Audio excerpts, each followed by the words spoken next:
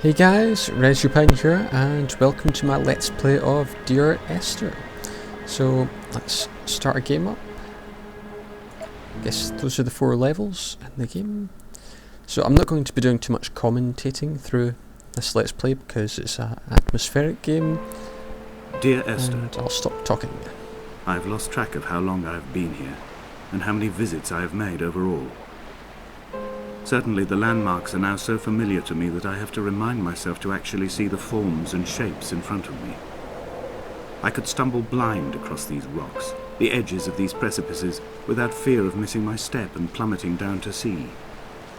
Besides, I have always considered that if one is to fall, it is critical to keep one's eyes firmly open.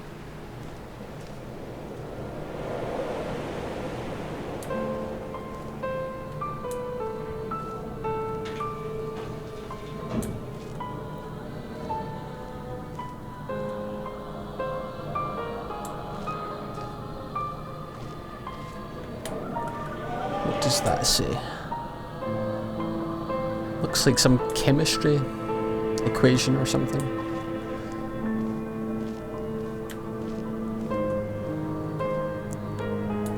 Whoa, someone forgot to flush.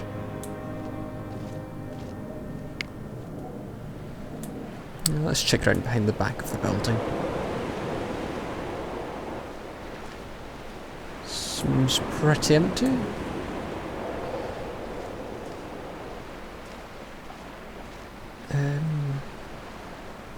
I think we'll go along this way first, along the seaside. So the controls are pretty basic. You have your movement keys and mouse to look about. I think that's all there is to it. The flashlight and everything goes on automatically.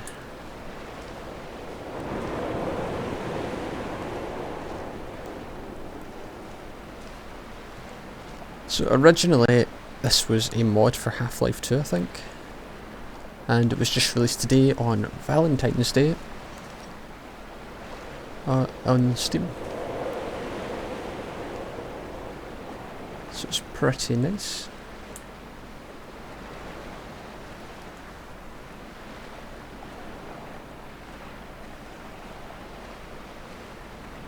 What's this? Some rubbish.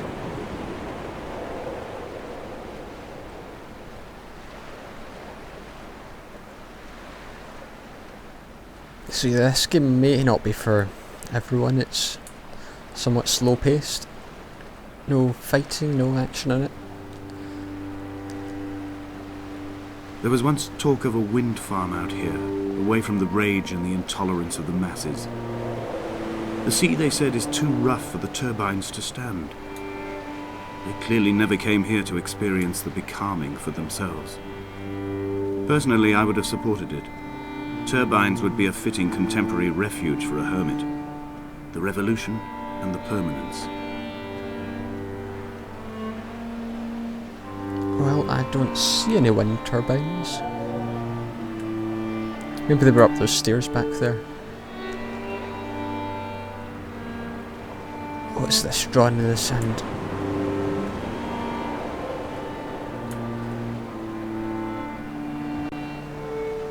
Who knows? It's quite cool we can go in the water. But we'll stick to land for now.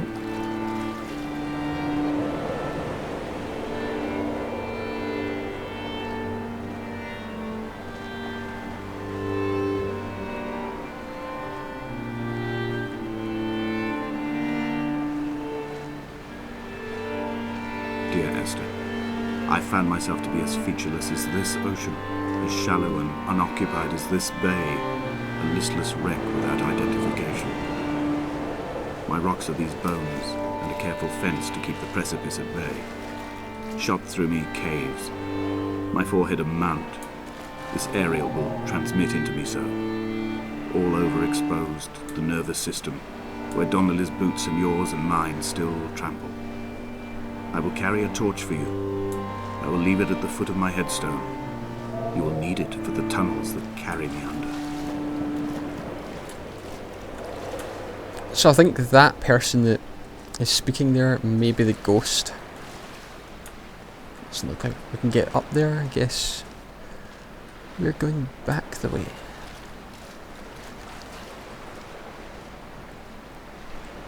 So each week I'll be doing a Steam game as a weekly Let's Play sort of thing. So obviously this week it is Dear Esther. So if you guys want to see me play any specific games, just post a comment and I'll probably get to it sometime.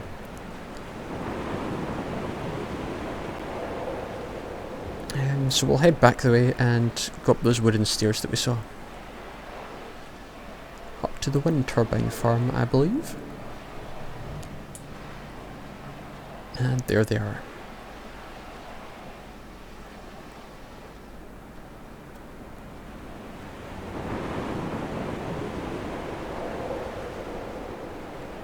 So I think that I play as this character Esther.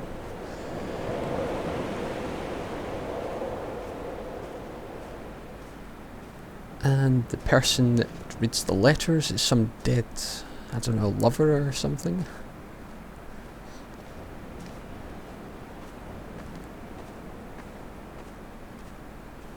Quite a nice view out there.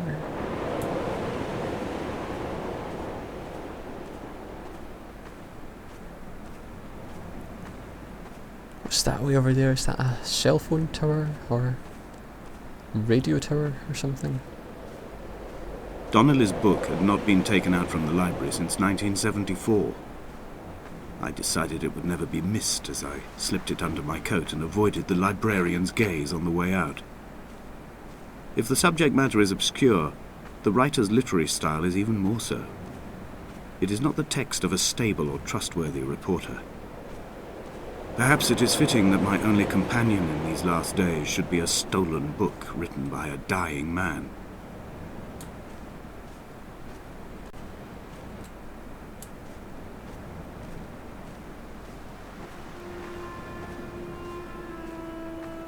When someone had died or was dying, or was so ill they gave up what little hope they could sacrifice, they cut parallel lines into the cliff, exposing the white chalk beneath.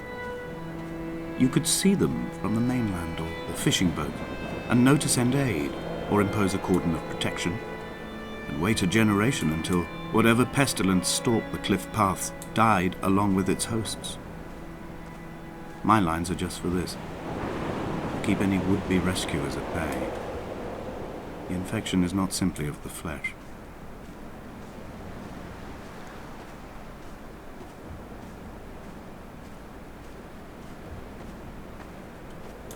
Can we go along this way?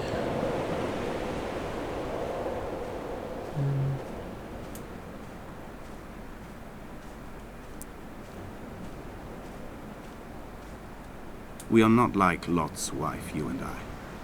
We feel no particular need to turn back. There's nothing to be seen if we did. No tired old man parting the cliffs with his arms. No gifts or Bibles laid out on the sand for the taking. No tides turning or the shrieking gulls overhead. The bones of the hermit are no longer laid out for the taking.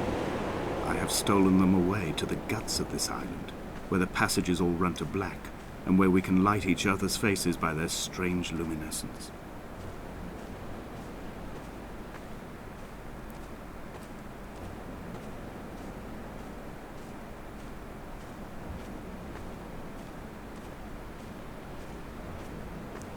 That's quite a cool shipwreck over there.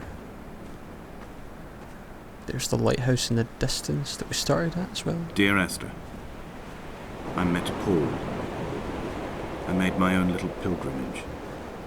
My Damascus, a small semi-detached on the outskirts of Wolverhampton. We drank coffee in his kitchen and tried to connect to one another. Although he knew I hadn't come in search of an apology, reason or retribution, he still spiraled in panic, thrown high and lucid by his own dented bonnet. Responsibility had made him old. Like us, he'd already passed beyond any conceivable boundary of life.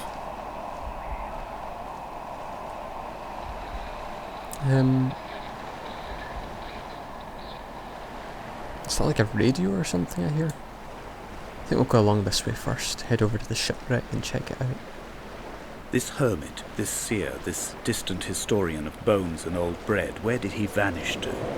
Why, asked the farmers. Why, asked Jakobsen. Why bother with your visions at all, if you're just to throw your arms up at the cliff and let it close in behind you and seal you into the belly of the island, a museum shut to all but the most devoted? Yeah, I don't know what the chemistry things are all about off the wall.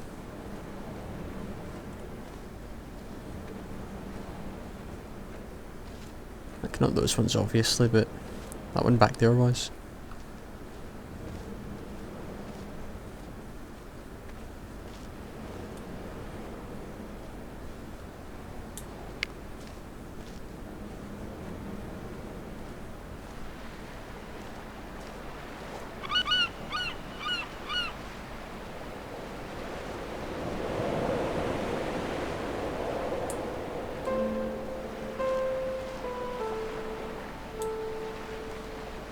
Oh.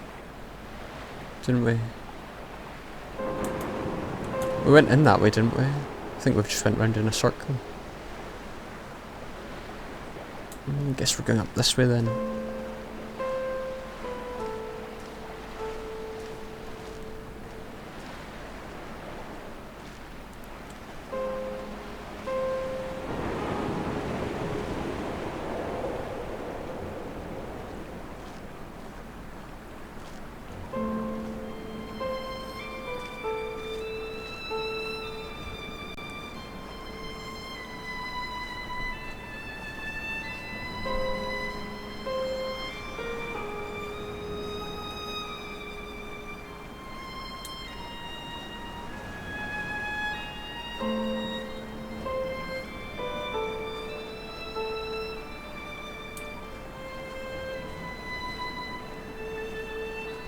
I dreamt I stood in the center of the sun, and the solar radiation cooked my heart from the inside. My teeth will curl and my fingernails fall off into my pockets like loose change. If I could stomach, I'd eat, but all I seem capable of is salt water. Were the livestock still here, I could turn feral and gorge. I'm as emaciated as a body on a slab, opened up for a premature source of death. I've rowed to this island in a heart without a bottom, all the bacteria of my gut rising up to sing to me. So I think that shipwreck back there was his ship, maybe? And he got stranded on this island. What are these all about? Units 3 of chemistry.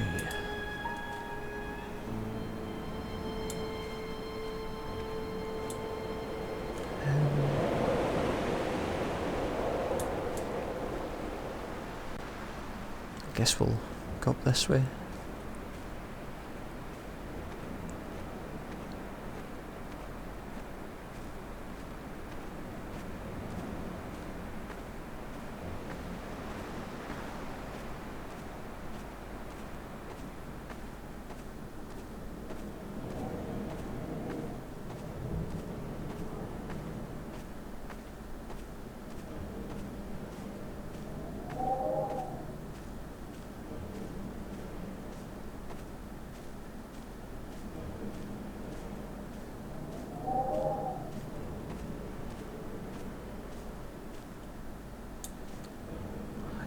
Guess we won't be going back the way.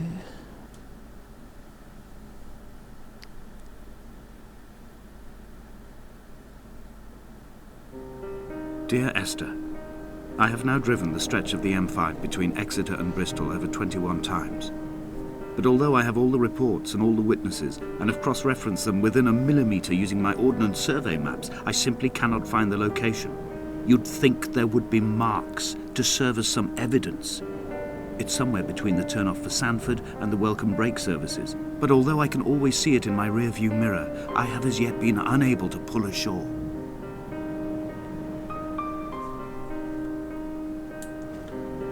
So it seems this is set on some island off the coast of England or something, around those parts.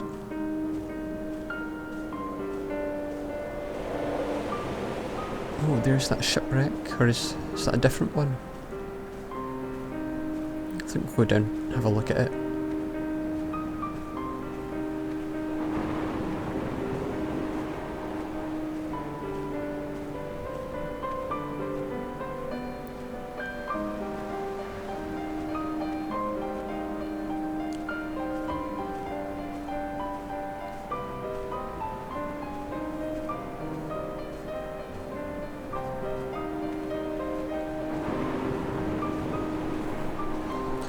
So could this be the ship that he died on?